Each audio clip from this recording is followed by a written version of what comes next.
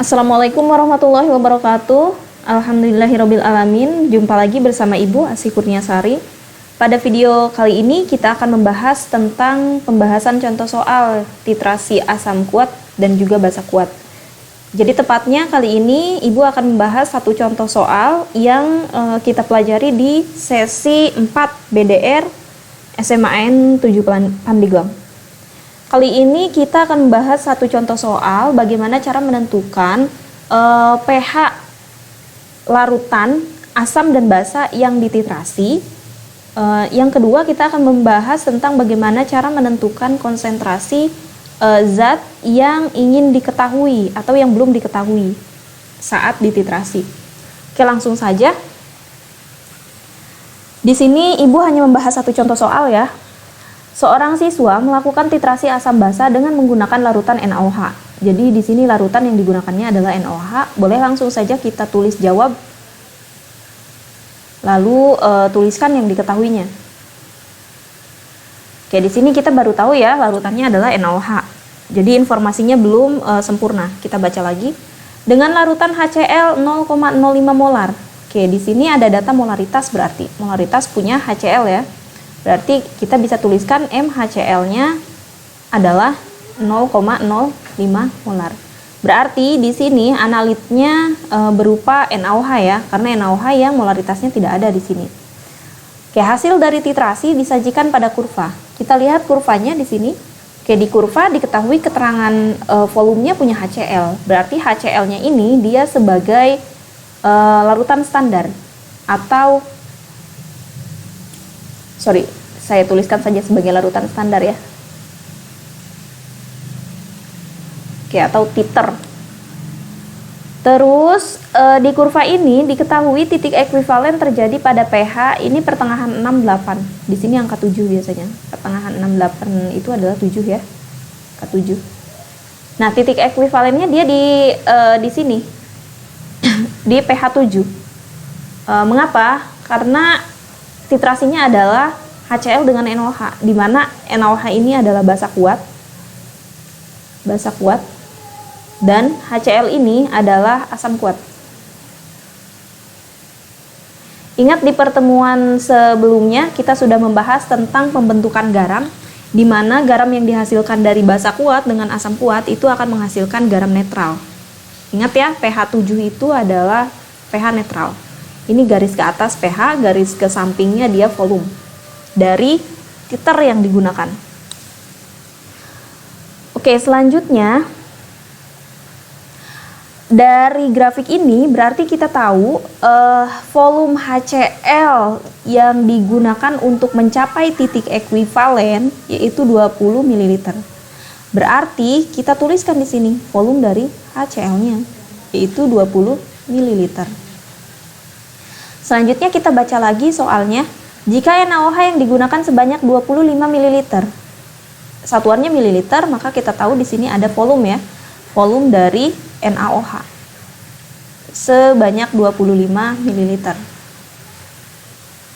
Nah, karena tidak ada lagi keterangan di soal, maka langsung saja kita ke pertanyaannya.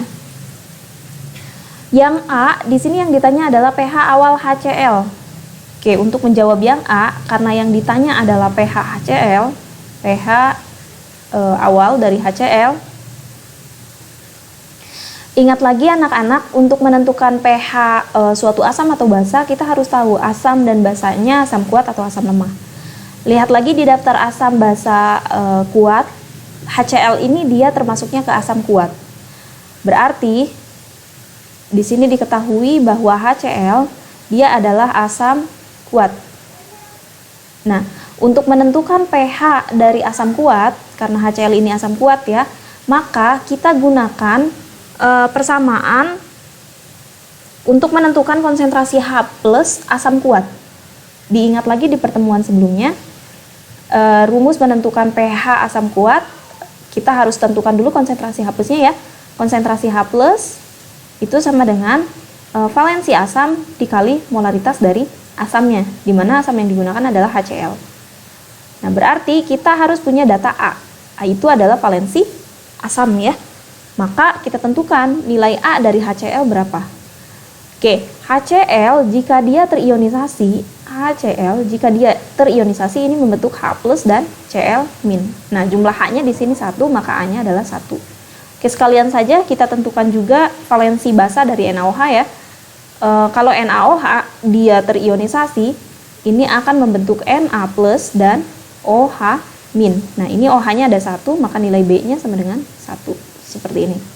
Nah, kalau kita sudah punya data valensi asam dan molaritas asam di soal ini, maka langsung saja kita masukkan datanya. A-nya berapa? Tadi A-nya 1 ya untuk HCl. Nah, molaritas HCl mana? Ini sudah ada di keterangan soal, yaitu 0,05 molar. 0,05 molar. Oke, untuk memudahkan kita ubah ini ke bilangan berpangkat. Jadi ini 1 kali 0,05 kan 0,05 ya, maka ubah ke bilangan berpangkat, ada 2 angka setelah koma. Maka ini sama saja dengan angka 5-nya tuliskan dulu, dikali 10 pangkat negatif 2 molar. Nah, konsentrasi H+-nya kita udah punya, maka masukkan ke rumus pH. pH sama dengan min log konsentrasi H+. Seperti ini. Masukkan datanya jadi min log 5 dikali 10 pangkat negatif 2. Nah, angka 2-nya kita kedepankan tanpa min, berarti 2 min log 5. Kita dapat pH-nya segini ya. Nah, ini untuk yang A. Lanjut ke soal yang B. Soal yang B yang ditanya adalah konsentrasi NaOH. Nah, anak-anak, untuk menentukan konsentrasi basa yang belum diketahui jika menggunakan asam kuat, maka kita gunakan rumus titrasi. Jadi karena yang ditanya adalah konsentrasi itu sama dengan molaritas ya, dari NaOH, ini berapa, maka kita gunakan rumus titrasi. Sekali lagi mengapa? Karena dia merupakan asam dan basa kuat.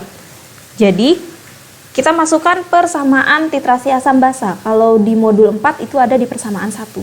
Jadi Va dikali M dari asam, dikali valensi asam sama dengan Vb volume dari basa dikali molaritas dari basa itu sendiri dikali valensi basa. Ini dia persamaan titrasi asam basa kuat. Nah, seperti ini. Selanjutnya kita masukkan volume dari asamnya berapa? 20 ml ya. 20 ml dikali molaritas asamnya 0,05 molar. Ibu pakai bilangan berpangkat saja, berarti ini 5 kali 10 pangkat negatif 2 dikali valensi asamnya dia 1. Volume dari basanya yang digunakan ini 25 ml.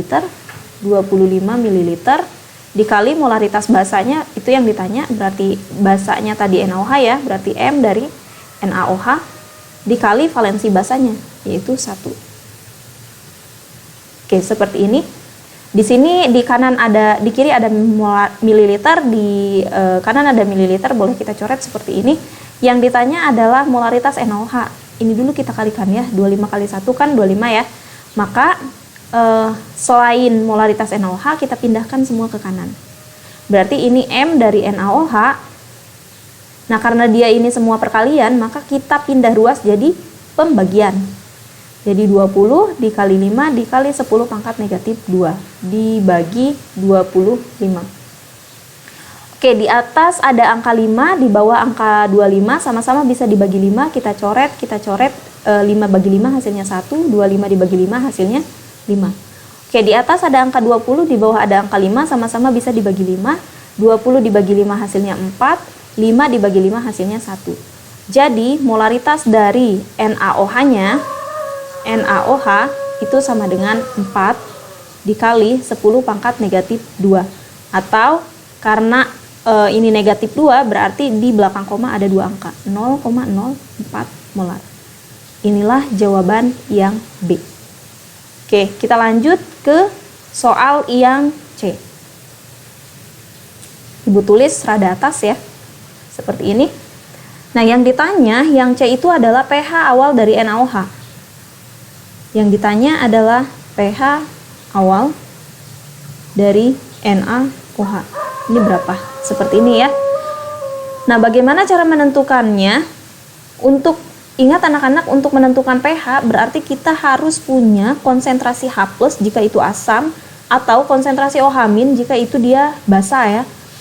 Maka untuk menentukan pH, karena ini dia basa, kita tulis diketahui si NaOH ini dia basa. Maka kita tentukan konsentrasi OH minnya, konsentrasi OH min. Nah, karena NaOH ini adalah basa kuat, maka kita masukkan ke persamaan konsentrasi OH min basa kuat, yaitu B dikali molaritas basa. Basanya mana? NaOH ya, NaOH. Nah, seperti ini. B-nya kita udah punya, nilainya 1, molaritas NaOH-nya kita punya yang ini 0,04. Oke, ini bisa kita ubah ke bilangan berpangkat saja. Berarti ini 4 dikali 10 pangkat negatif 2. Mengapa negatif 2? Karena di belakang koma ada 2 angka. 1, 2 ya. Oke, berarti ini 1 dikali 4 kali 10 pangkat negatif 2 molar. Nah, masukkan ke rumus POH ya. Karena yang diketahuinya OH min, dia basa. Nah, seperti ini. Maka masukkan nilainya min. Ini kan sama saja dengan 4 kali 10 pangkat negatif 2 molar. Maka ini nilainya adalah min log konsentrasi OH min. Maka kita masukkan OH minnya yang ini, berarti min log 4 kali 10 pangkat min 2. Angka 2-nya kedepankan, berarti 2 min log 4. Ini pOH-nya, yang ditanya adalah pH. Maka kita masukkan ke persamaan pH plus pOH sama dengan 14. Jadi, pH-nya yaitu 14 min pOH. Nah, pOH-nya ini berarti 14 dikurangi 2 min log 4. Seperti ini. 14 dikurangi 2 hasilnya adalah 12. Min dikali min hasilnya plus. Berarti plus log 4. Oke, ini jawaban yang C. Nah, sekarang bagaimana jika yang ditanyakan adalah seperti pertanyaan yang D, yaitu pH saat HCl yang ditambahkan sebanyak 40 ml. Sedangkan di sini titik ekuivalen terjadi pada saat volume HCl dia 20 ml. Artinya saat penambahan 40 ml ini jumlah mol dari si asamnya ini dia akan lebih banyak ya. Maka artinya melewati titik ekuivalen. Ingat, kalau titik ekuivalen itu titik saat mol si asam itu sama dengan mol basa. Seperti itu ya. Nah, jadi kita jawab untuk yang D, berarti yang ditanya adalah pH saat HCl sebanyak 40 ml. Seperti ini. Nah, maka jika kita menemukan soal yang seperti ini, kita buat dulu persamaan reaksi dari HCl dan NaOH ya. Karena di sini senyawa yang digunakan untuk titrasinya yaitu NaOH dan HCl. Kita buat dulu persamaan reaksinya. NaOH bereaksi dengan HCl. Ingat lagi bagaimana cara mereaksikan antara asam dan basa. Ingat kalau asam dia bereaksi ini akan membentuk kation Na+ dan anion OH-. Dan asam kalau dia terionisasi membentuk H+ dan ini Cl- ya, artinya melepas Cl- dan H+. Nah, nanti yang plus akan bereaksi dengan yang min. Seperti ini. Berarti Na+ dan Cl- mereka saling bereaksi akan membentuk NaCl. Ini muatannya sudah setara ya, plus 1 sama min 1. OH- dan H+ saat mereka bereaksi akan menghasilkan air atau H2O. Oke, reaksi ionisasinya Ibu hapus. Ibu rasa kalian sudah bisa karena sudah pernah dipelajari di sesi sebelumnya. Silakan dibuka lagi catatannya. Nah, setelah itu kita masukkan ke persamaan mula-mula reaksi dan sisa ya. Dari reaksi antara NaOH dan HCl. Nah, kita cari mol mula-mula dari NaOH. Di sini kita sudah tahu bahwa NaOH yang digunakannya yaitu 25 ml dan molaritasnya sebesar 4 kali 10 pangkat negatif 2. Maka kita cari mol dari si NaOH. Berarti mol dari NaOH. Oke, karena molaritasnya ini adalah 4 kali 10 pangkat negatif 2, maka ingat untuk menentukan mol jika molaritas dan volume diketahui, maka kita kalikan saja mereka. Jadi 4 kali 10 pangkat negatif 2 dikali 25 ml. Nah, jumlah molnya berarti 4 dikali 25 kan 100 ya. Nah, berarti 100 itu adalah 100 itu dia sama dengan 10 pangkat 2. Nah, di sini ada negatif 2. Maka 10 pangkat 2 dikali 10 pangkat negatif 2. 2 dikurangi 2 hasilnya adalah 0. 10 pangkat 0 itu sama dengan 1. Jadi, mol dari NaOH-nya adalah 1 milimol.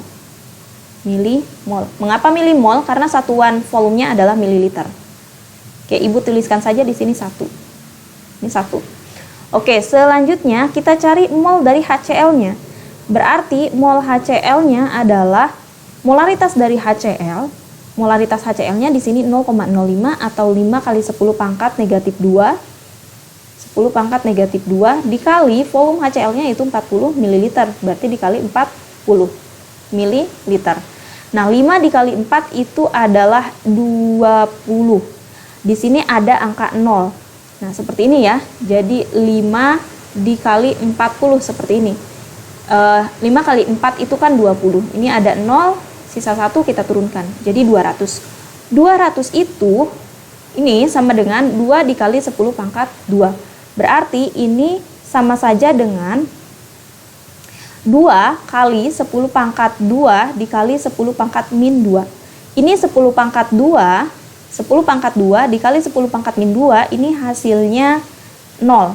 10 pangkat 0 hasilnya adalah 1. Berarti molnya adalah 2 milimol. Jadi, mol dari HCl adalah 2 milimol. Nah, kita cari pembatasnya dengan membagi mol yang ada, mol mula-mula dengan koefisien masing-masing senyawa. Nah, ini NaOH koefisiennya 1. Maka 1 dibagi 1 hasilnya adalah 1. Maka mol HCl adalah 1 ya. Nah, bukan HCl tapi NaOH. Nah, HCl di sini molnya adalah 2, koefisiennya 1. Maka 2 dibagi 1 adalah 2. Nah, kita bandingkan 1 dengan 2. Besaran mana? Tentu besaran 2. Maka kita ambil yang paling kecil yaitu ini. Jadi pembatasnya adalah NaOH ya. Nah, jadi ini kita kurangkan. Berarti min 1 milimol. Ini min 1 milimol. Yang ini dia belum ada pada saat mula-mula. Pas bereaksi ini terbentuk karena ini 1. Maka ini plus 1 milimol. Karena tadi pembatasnya adalah 1 milimol ya. Oke, selanjutnya kita jumlahkan. Nah, ini 1 dikurangi 1 hasilnya 0. 2 dikurangi 1 hasilnya 1. Dan ini 1 ya. Nah, karena yang bersisa adalah asam kuat, maka untuk menentukan pH campurannya, kita gunakan persamaan untuk menentukan konsentrasi H+, asam kuat. Karena ini asam kuat ya. Jadi, konsentrasi H+-nya yaitu sama dengan, kita cari molaritas dari asam kuat dengan menggunakan volume campuran. Ini kan dia untuk menentukan molaritas itu, ingat anak-anak, Ibu tulis di sini saja. Nah, ini molaritas itu kan sama dengan jumlah mol per V ya, per volume. Nah, karena di sini tadi sekali lagi yang tersisa adalah asam kuat, ini molnya, maka kita tuliskan molnya yaitu 1 milimol per volume campuran, V campuran. Artinya VHCl karena yang dicampurkan HCl dan NaOH seperti ini. Nah, dikali valensi asam dari HCl atau tulis saja A ya. Nah, seperti ini, maka kita masukkan nilainya 1 milimol dibagi volume HCl-nya tadi 40 ml. 40 ml dan NaOH-nya tadi 25 ml. Berarti plus 25 ml. Nah, dikali valensi asam seperti ini.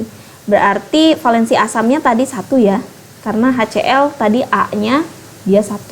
Nah, maka ini hasil konsentrasi H plusnya yaitu 1 dibagi 65 molar. Mengapa molar? Karena di atas milimol, di bawah mililiter. Dia setara gitu. Jadi kalau milimol dia pasangannya dengan mililiter. Kalau mol pasangannya dengan liter.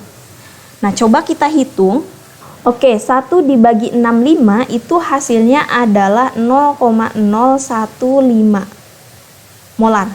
Ini pembulatan ya, padahal hasil yang sebenarnya yaitu 0,0153846 dan seterusnya. Nah, Ibu anggap seperti ini. Kita ubah ke bilangan berpangkat untuk memudahkan menghitung.